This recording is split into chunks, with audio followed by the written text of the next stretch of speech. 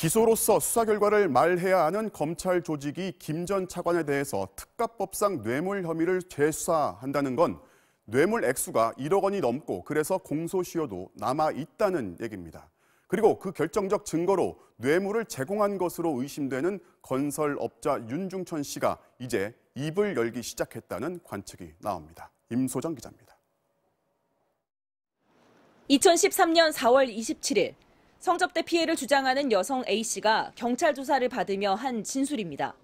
이 여성은 2006년 12월쯤 강원도의 한 골프장으로 가는 차 안에서 건설업자 윤중천 씨가 김학의 전 차관에게 수표가 든 걸로 보이는 흰색 봉투를 줬고 김 전 차관이 양복 안주머니에 넣는 것을 직접 봤다고 말했습니다. 또 2007년 봄에서 늦가을 무렵으로 넘어갈 때도 서울 역삼동의 한 오피스텔에서 윤 씨가 당시 자신과 지인들이 얽혀있는 사건의 해결을 부탁하며 김 전 차관에게 돈 봉투를 주는 걸 목격했고 명품 코트와 골프복 등을 전달하는 장면도 여러 차례 봤다고 진술했습니다. 이런 목격자의 진술에 더해 최근 윤중천 씨는 과거사 조사단에 출석해 김 전 차관에게 대가성 없는 돈을 건넨 적이 있다고 답했습니다. 또 자신이 접대했던 고위 법조인들에 대해서도 추가로 진술한 것으로 알려졌습니다.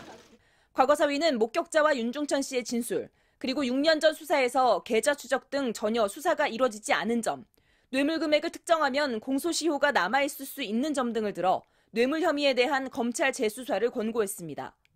뇌물 액수가 1억 원이 넘는 걸로 밝혀지면 15년의 공소시효가 적용돼 처벌이 가능해집니다.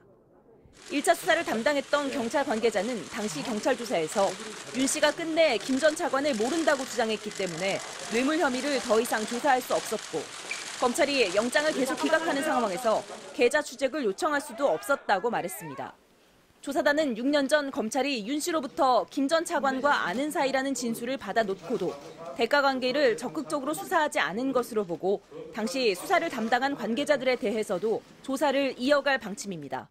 MBC 뉴스 임소정입니다.